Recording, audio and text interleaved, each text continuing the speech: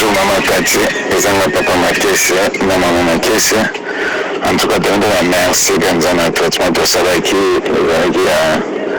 biloko tosondaki tozotindaki en tout cas yaki toza na France vraiment na Lyon tolandaki torespectaki tosalaki penza ndenge osengaki après 2 jours totongoli mama tamelaki en tout cas tosali examen mpe donc se trouver donc infection kei donc retrouver sans infection aza même na baépreuve nakoki kotindela yo soki nzambe asungetanga pokwa nakotia papier omona nakola pambola yo. Merci beaucoup, merci Benza. Continuez toujours à vos conseils, Nzamba Pambolayo, Nzamba Israël, à Kanissa, à Moussa, allez, bonne chose, que Dieu vous bénisse.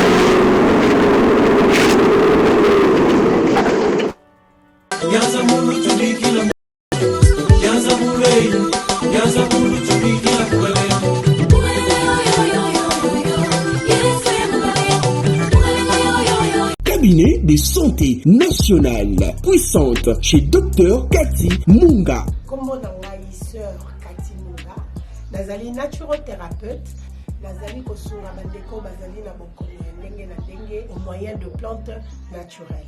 Bandeko bazana ba problème ya ba hémorroïdes interne tout comme externe, infection urinaire, prostate, azoospermie, obota ezalité, rhumatisme, nerf sciatique, gouttes, règles douloureuses, glaucome, vision floue, motopasi intense, sinusite, awa nazana kati ya laboratoire. Awa nde bisika na séchaka ba plante, banzete, ba makasa ya ndenge na ndenge, depo na nga yango yo esika na salaka ba formule na ba solution na nga. Merci na équipe mobimba ya maison chez Cathy, en particulier Joyce Bolaba. Tozali bongo na commune ya Ngaliema, quartier Kinsuka Pêcheur, avenue Maïndombe, numéro 99. Référence carrière Kari Grèce. Le biko na bino et sengo na biso.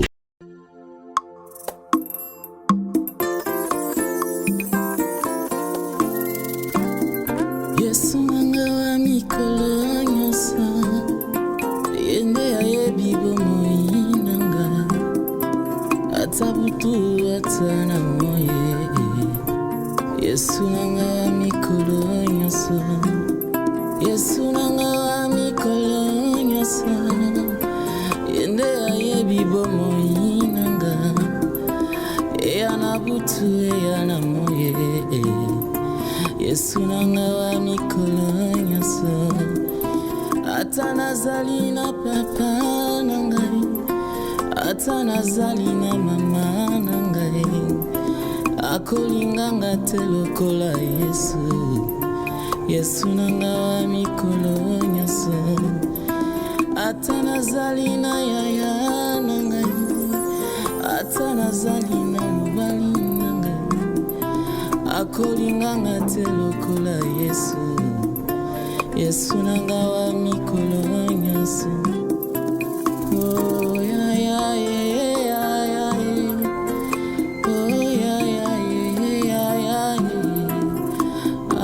Vérité et réalité, votre magazine, mesdames et messieurs, amoureux de la culture d'excellence, bienvenue, bonjour, bonsoir, tout dépend de l'ère à laquelle vous nous suivez. Vous êtes sur nos deux chaînes respectives, Nouvelle Tendance Télévision et Alain Délé Officiel TV. Alors, soyez nombreux à vous abonner, c'est de cette manière que vous allez nous soutenir.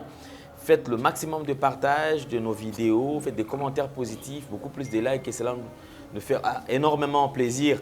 Encore une fois de plus, donc nous vous transmettons les salutations de la part de toute la grande équipe qui nous accompagne aujourd'hui. Gédéon là est présent.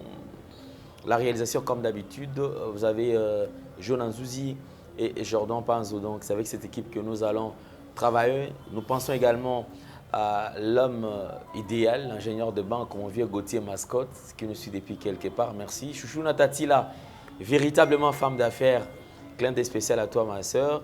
Merci à toutes ces personnes qui se démerdent afin que notre fondation puisse continuer toujours à œuvrer, puisque nous avons lancé déjà l'opération Tangisa Mona Moko Kelasi, Foutela Mona Moko Minerval, Sombela Mona Moko Fourniture Scolaire, et Dieu des orphelins va se souvenir de vous et il vous bénira. Merci beaucoup à vous, mesdames et messieurs. Nous prenons les images et nous allons nous retrouver toujours rédempteur, dirigé par Maman Marie M5 et Alain Deli. Alors, donc, soyez nombreux, ne vous en faites pas. Si vous avez besoin de nous, venez et nous allons vous recevoir. Et Dieu des orphelins va encore vous bénir davantage. Un réel plaisir d'avoir sur ce plateau une femme de fer, battante, courageuse et intelligente. Et depuis un certain temps, comme vous le savez, vraiment tout le monde en parle, tout le monde parle d'elle parce que et à travers ce que Dieu a mis en elle, aujourd'hui elle est en train de sauver plusieurs vies et nous avons intérêt à la protéger. On l'appelle Maman Cathy Munga, c'est comme ça affectueusement, moi je l'appelle Maman Cathy parce que j'ai beaucoup de respect pour nos mamans. Alors Cathy Munga est notre invitée, elle est naturothérapeute comme vous le savez. Aujourd'hui on va essayer un peu d'échanger avec elle, toucher plusieurs points en ce qui concerne ce qu'elle est en train de faire, plusieurs remèdes, plusieurs pistes de solutions qu'elle apporte à tous nos frères et sœurs. Sans pour autant faire beaucoup de parlotte, comme vous le savez, d'entre eux, je vais directement prendre quelques interventions pour ceux-là qui ont l'habitude de dire que non, ce qu'elle fait, elle fait le parlotte, elle ne fait rien de spécial, les gens ne sont pas guéris. Au moins aujourd'hui, à travers ce preuve, nous pouvons quand même parler et crier tout haut parce que mais ceux qui moi, j'ai vraiment le courage de vous la présenter et puis avec beaucoup d'amour parce que Azo Sala Musala Ndenge et Sengeli. Togotindi Kaekaka parce que Azo Sala Musala n'est malamu. Nous allons prendre les images, ces témoignages d'abord et on se retrouve tout juste après. Suivons.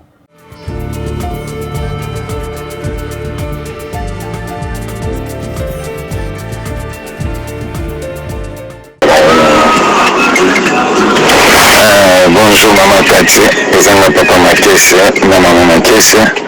En tout cas, merci dans un traitement de Salaki, le de Sondaki, le Tindaki, en tout cas, qui est en France, à Lyon. Tout l'Andaki, tout respectaki, tout Salaki, dans un ligne Senaki, après 2 jours de Tongoli, Maman Tameraki, en tout cas, pour ça, il y a examen donc se trouver dans l'infection qui est donc retrouver sans infection. Dans la même épreuve, la routine de l'ailleurs, sur une ambassade dans la pourquoi. La routine papier, au moment où on va coller par mon ailleurs. Merci beaucoup, merci Benza. Continuez toujours dans ma conseil, dans ma pamborayo. Dans ma Israël, à Kanisa, dans ma salle, allez, bonne chose, la petite merci.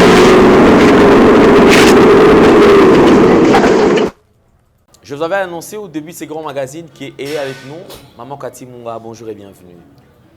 Bonjour Papa Alain. Ça va?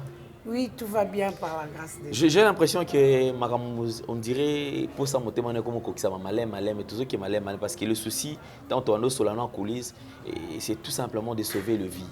Oui. Ba kufa kaka na liwa ya négligence sauter mais base la temps oyanzambe pour batuba kufa. Sinon ça te fait plaisir quand même que vous avez un témoignage autour de Hollande.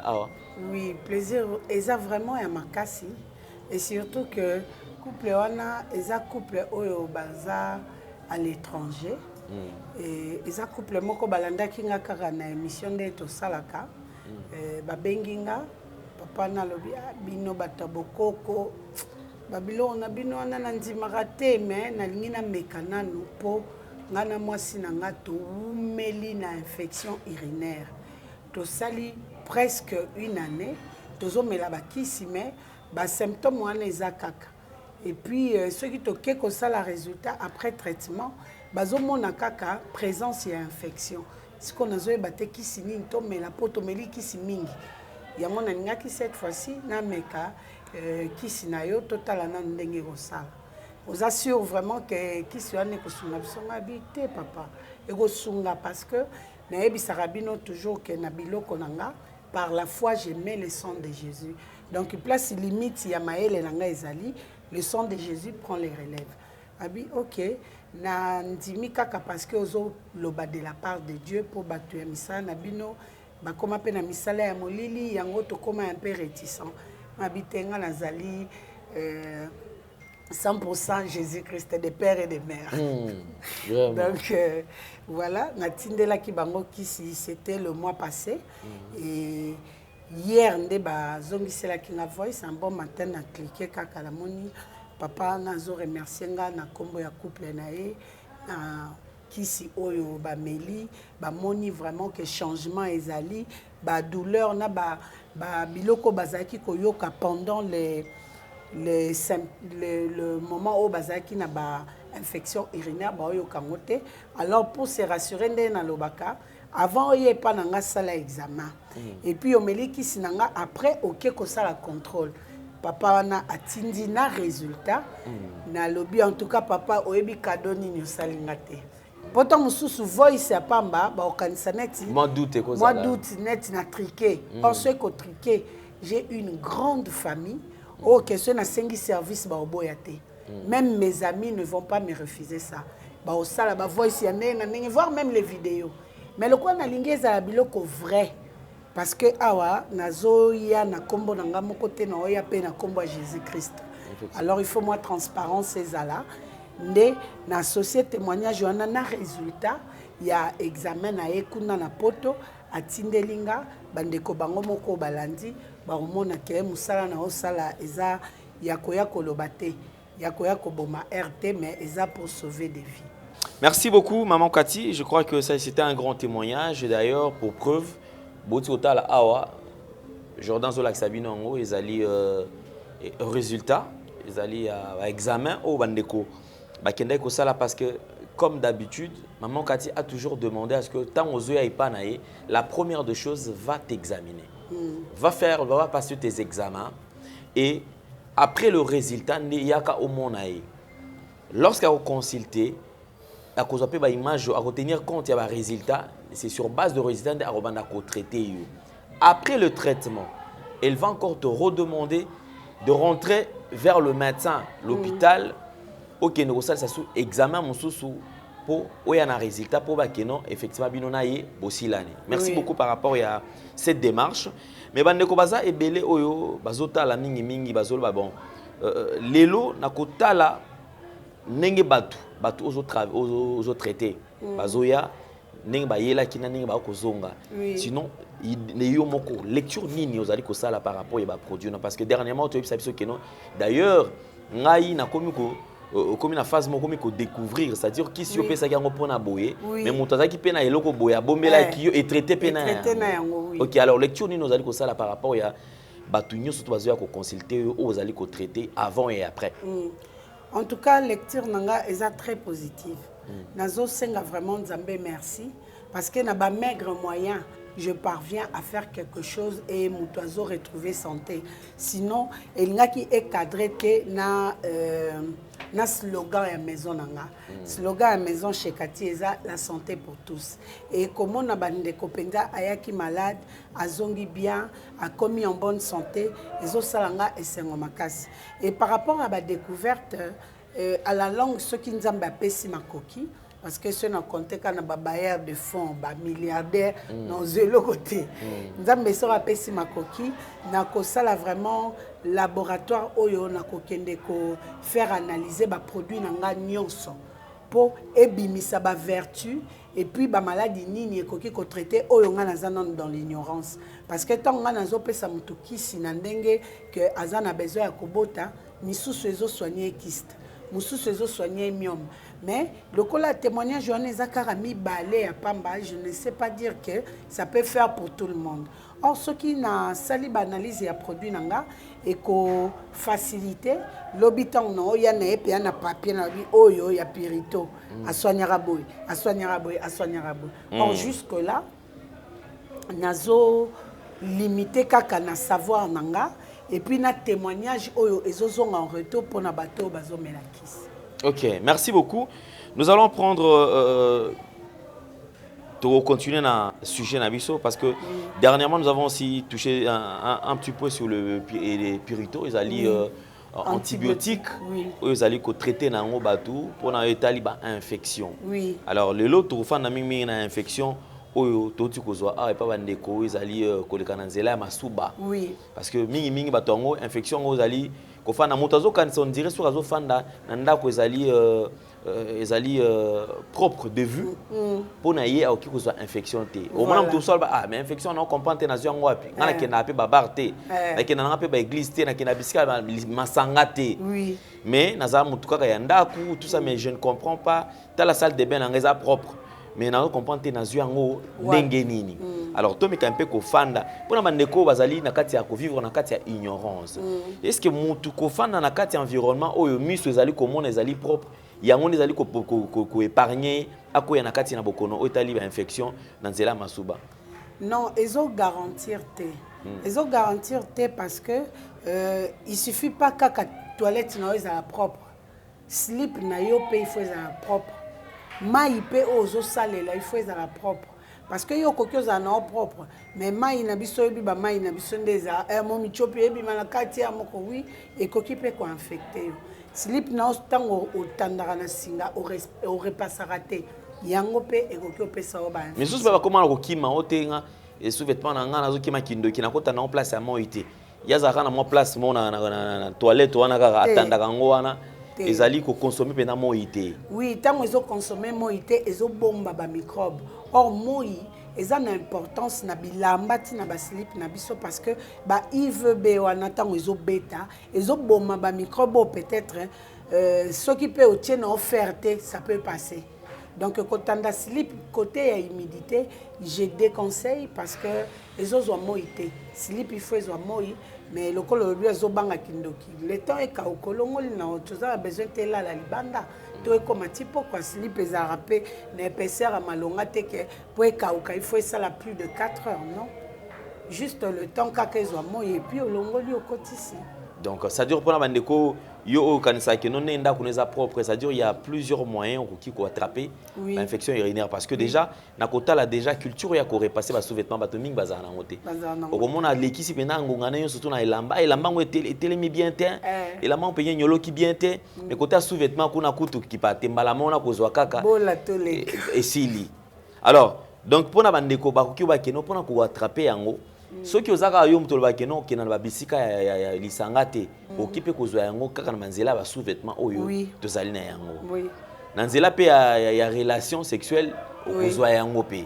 d'office voilà donc déjà ezali banzela oyo ezali ko permettre que okoya na kati ya makambo wana sikoyo pona ko traiter ba infection yango antibiotique autoza nango jusque là la maison chez Cathy ezali na ka purito jusque là ezaka purito A na purito B OK c'est que différence la ligne entre purito A na purito B purito A ezali ba infection moko générale OK et soignaka yango donc type A déjà oui type A OK purito B eza bato yo ba belaka ba infection eumelaka ba varicocèle ba gonocoxie yango eza ba infection o résistaka mingi na bakisi et au milieu salinette ekufi après elamuki donc yango nde na soignaka ngo na purito B pour traitement nango peza ezwaka mulai pour que esila or na purito A okoki komela kaka 12 bouteilles wana ça te suffit ezotala pe na degré nini ya infection za nango soki infection eza makasi penza te 12 bouteilles wana osa nango 24 jours dans bouteille moko omeli la moitié na tongo la moitié na poko mais soki infection eza makasi ozala obligé o melango bouteille mibale par jour bouteille mibale par jour on est saloka traitement il y a 6 jours et ça passe mais mususu pe on a peine 6 jours ayoki moins bien mais et koki pendate wana na pesi sous cure ya purito B OK wana cure ya purito B donc pona kotala bandeko infection pour tout na sousté que non et comme sous antibiotique ngo za A na B le salib akaboli yango en D na sens que moko ezali faible ou ezali approprié pour na ko traiter kaka ba maladie ba infection o etambola mwa mingi ezali wana mais bende ezali ba infection o ya tetu wana o to yebi ke ba blénorragie ba gonocoxie ba syphilis ba biloko donc kuna nde wana ezali kwa ko betox ko boma pe et résistance wana pe ezala la sous mais yé na B traitement na eza ya 3 mois parce que bah infection na ezalaka vraiment très résistant et kendaka facilement mais na kati ya ba traitement oyo ba infection de toilette nango awa et qui les allie, il y a des interdits, par exemple, pendant le moment où il y a traitement. Oui. Et ça, qui peut-être qui ça la montée, qui parce que tout le monde n'a pas mindélé. Oui. C'est-à-dire il y a toujours des interdits. Alors côté, si on parle dans le cas de Pirito A par exemple, quels sont les interdits à cause de ça? Ezaka que amela masangate. En tout cas masangate parce que éco diminuer l'efficacité à qui c'est qu'on perdre qualité nango, donc il faut pas qu'on mette la masanga. Mais ok na melaki kisi boye et déranger te. Ezala on est kila na kisi mokote mais masanga kaka nde okoki omela te. Biloko nyonso lia, biloko nyonso mela sauf masanga. Ok, merci beaucoup. Donc c'est-à-dire que ils ont les mêmes conditions pour la Pirito D. Oui. Donc oui. A na B ils ont n'engagé mon corps. Si ko Pirito B, okoki omela kisi ya mundele te. Ok.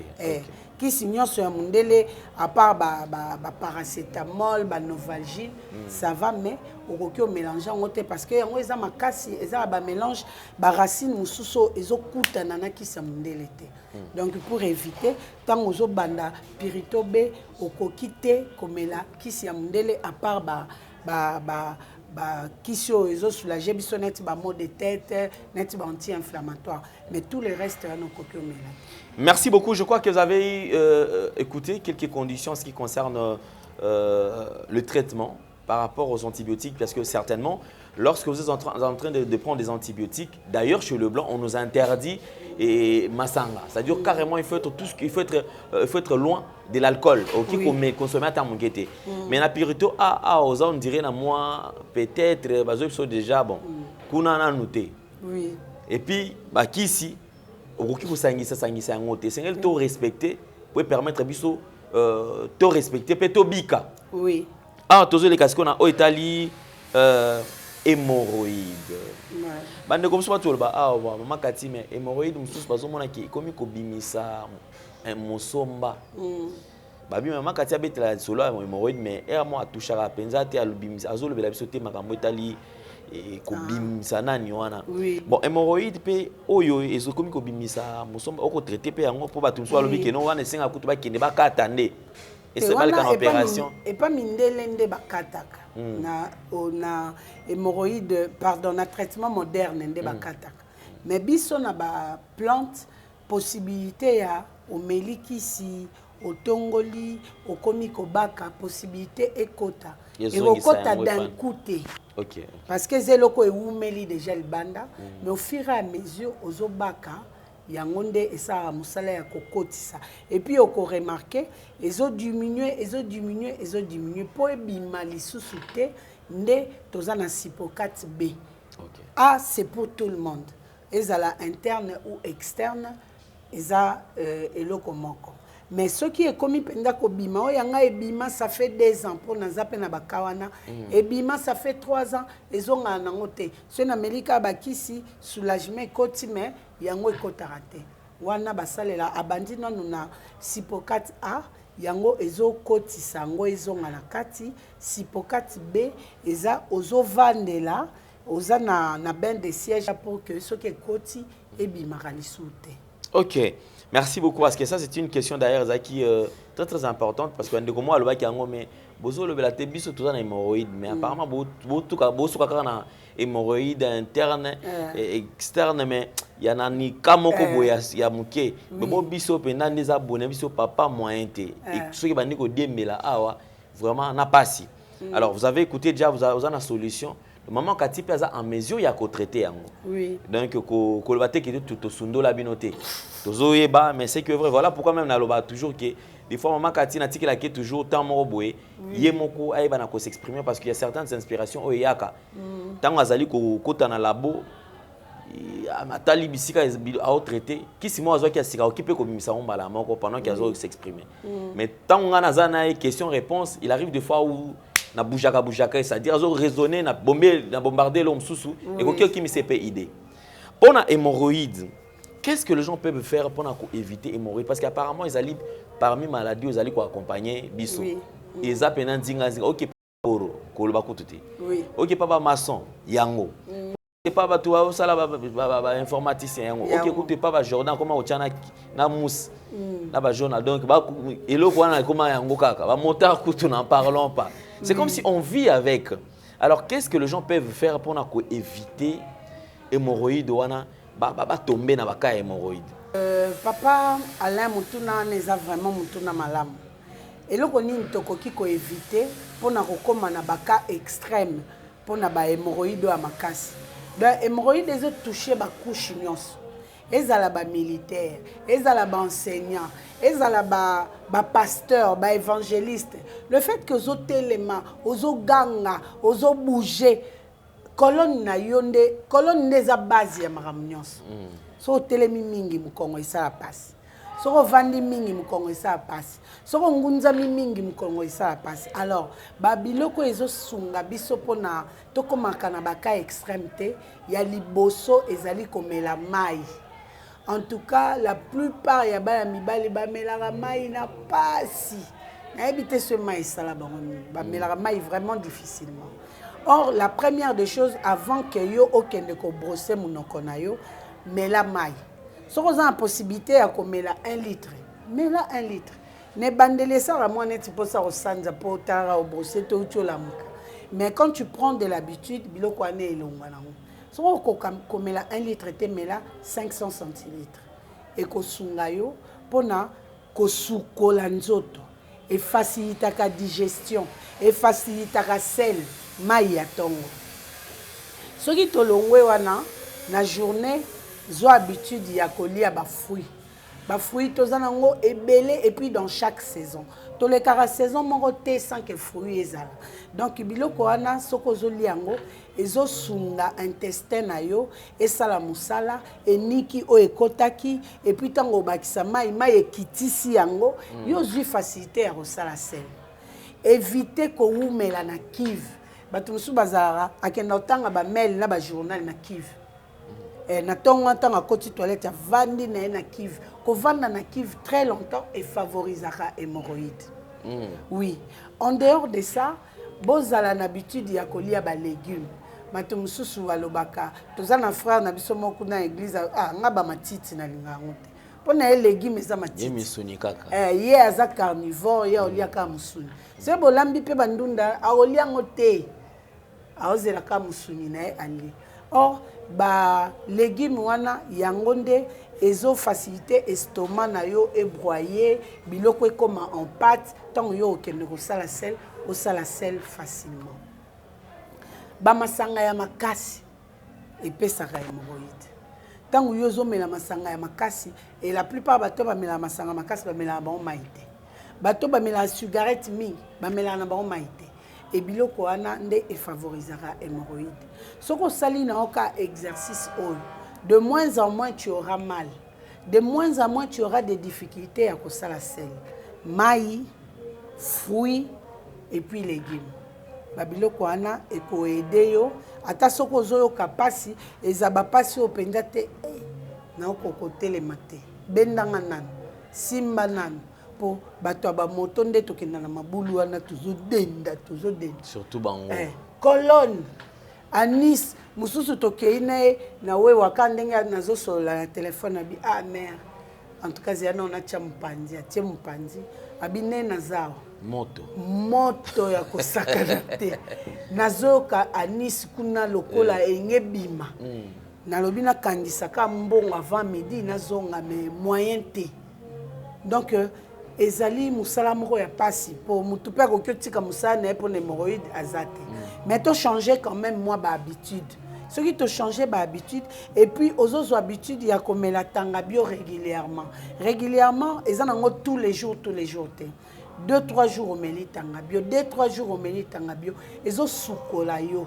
Babiloko ozo koko bimisa na ndenge na ote, tanga bio okeko kongolango abimiseli yo. Et puis avec beaucoup de facilité.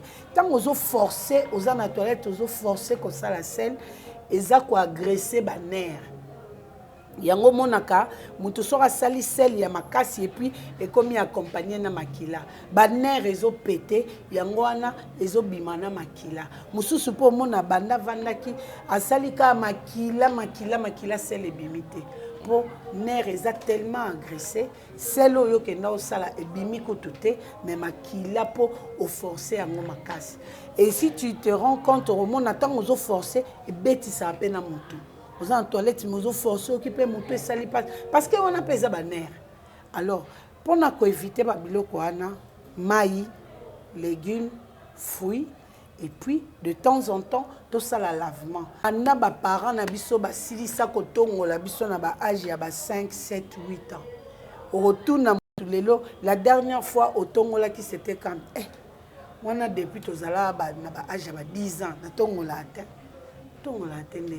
Lavement wana ezokende ko sensibiliser ba nerf parce que tant moto aza na hémorroïde surtout côté à moi na mobali et kati connexion ya mutu na verge eza wa basinge katani yo na mutu oza na sentiment mais ozo comprendre te nzoto ezo réagir te ou soit nzoto réagir mais tant on yoko en action bou bendele koi parce que mu Congo ezali sous malamu te tant ozoloba mu Congo ekomi malili normalement nzoto mutu okoza malili te feza moto sikoyo connexion o esalaka ke yo qui plaisir cerveau etindi pression na makila puisque c'est des veines etindi pression na makila nde salaka ke bâton etelemi mais tant na mu Congo côté wana makila eleka bien te bâton etelema ndeni etelema te yango monaka na cure complète ya hémorroïde FD ezalaka pour ça un rôle les ont joué et puis FD baton la kango à tiède parce que ba nero est comme malili ba nero est comme fatigué comme il a désintéressé yango ils ont ko booster et booster yango et puis tant on ressent la toilette tout le monde a peur et vidéo libumu au comme souple au tchepe mu Congo boye et répondre il faut que ça a lavement ezaka ka ya ko tchaba ki c'était lavement pe ata ya mai ya pamba au tiède au ça la lavement na eau tiède tant sur bataille li ka lavement pour FD na été comme non ata na eau tiède au ça lavement ata na makasa ya tomate au ko ça lavement na pesa ka ba piste de solution na parce que naza awa kaka pona côté kate bato mususu bazo vivre na ignorance peut-être une intervention na nganda oh bakasa tomate pe batongolaka oui batongolaka otie moi otied na yo ozui makasa tomate na tongo otie otongoli omona ke mu Congo et répondre soko mo tuta yango makasa yango tomate tuta ou soit fini ka na maboko moi kopo moko ya otied et puis au rincer otongoli ça passe omoni pe mu Congo et répondre mai ya pamba pe okoki ko tongola mais oyo eza F2 eza na ba mélange oyo ke eza ko raté te omoni tomate et ko soulager yo soki hémorroïde eza nango ya gravité et au soulager oyo kapé bien mais ba hémorroïde aussi komeli kasa tomate et kokate et ça là au moins bien mais eza ka loko za malaria mais omeli ki sa malaria te omeli no paracétamol pour moto ti ko beta kasa tomate eza bon.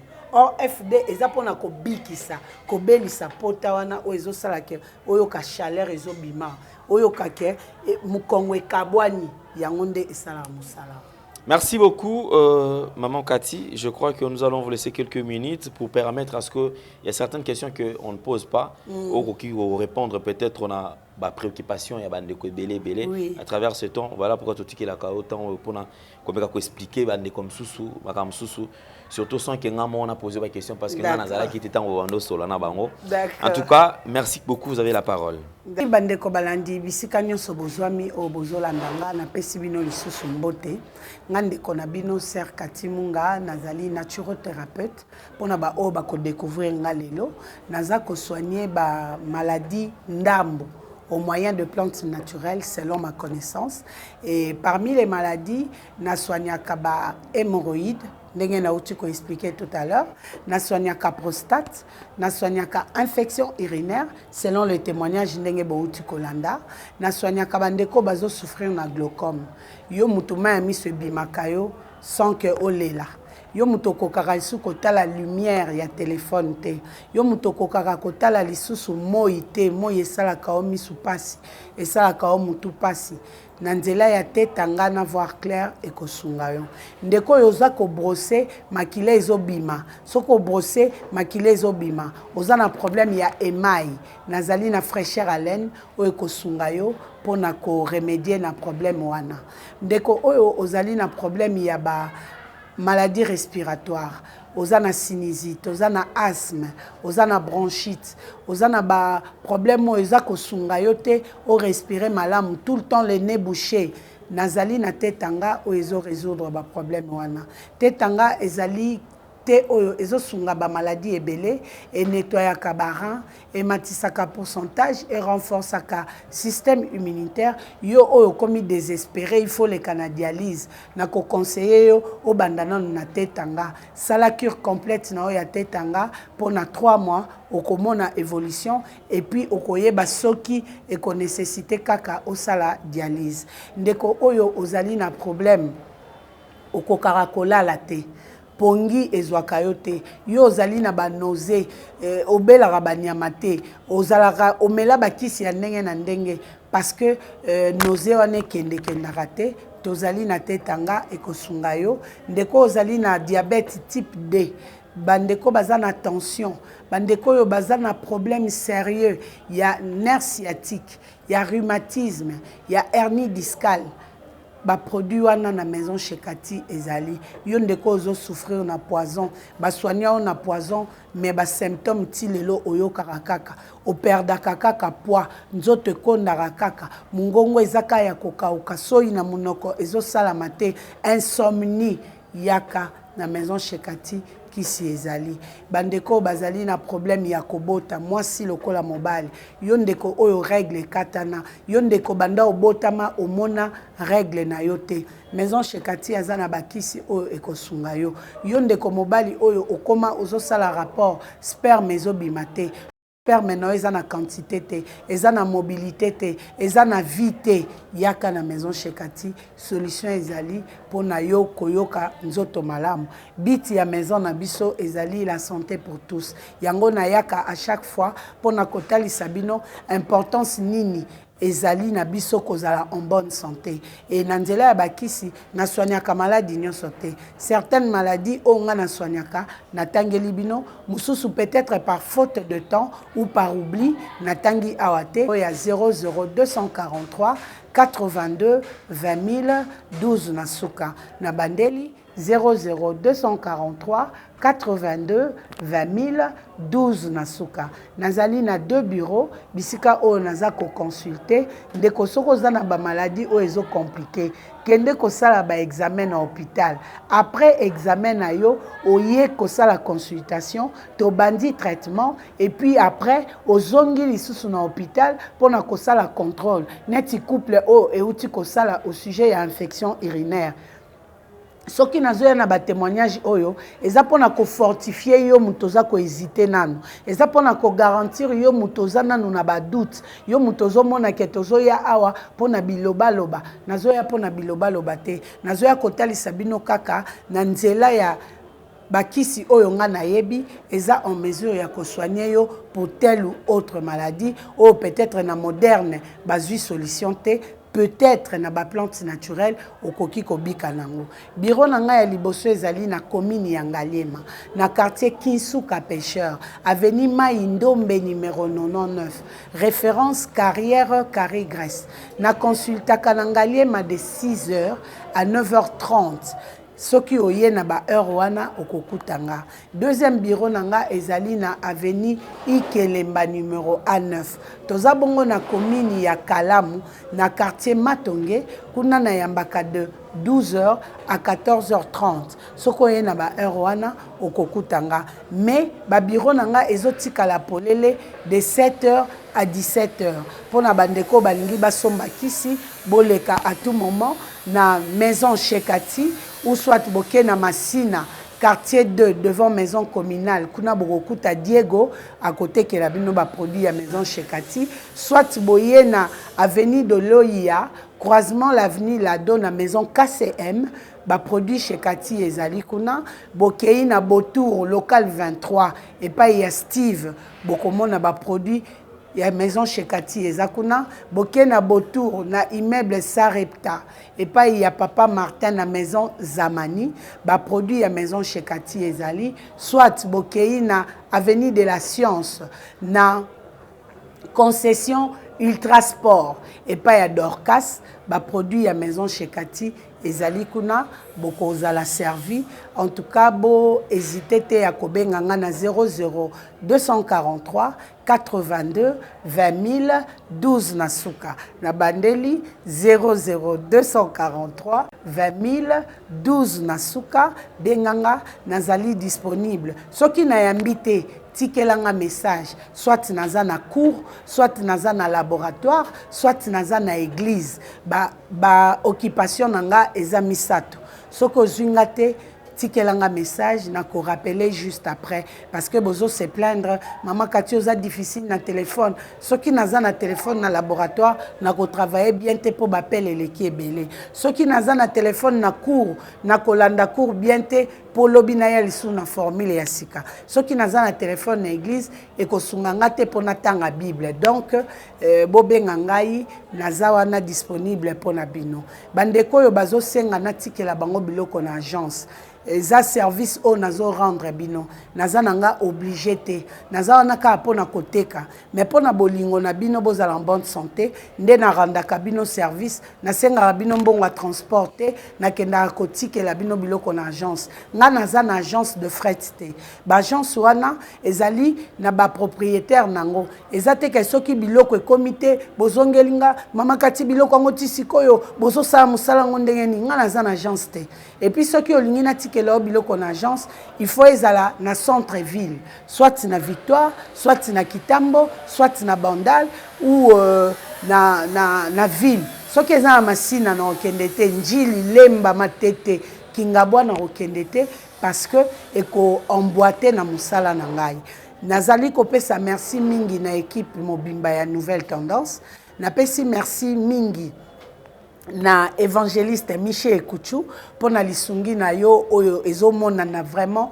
na maison chez Cathy na pesi lisusu merci na nga na équipe mobimba ya maison chez Cathy pour na musala kitoko tozo sala ensemble mbote na machiniste na ngai Ogi na pompage mbote na l'état mama Yvette autrement dit Manix Victor na Gambela pour na bakisi oyo boyela kanga toujours merci pour la collaboration na bino et na pesi bino merci mingi na bandeko balandi mbote na famille mobimba famille Munga famille Izipa Cursus Honorum famille Sengambo pour na soutien na bino pour na volonté bozara nango ya kozala bakobai ya maison chez Cathy na pesi bino vraiment merci soki kolo Yesu azongi te nde tokutani mbala ya sima bye bye.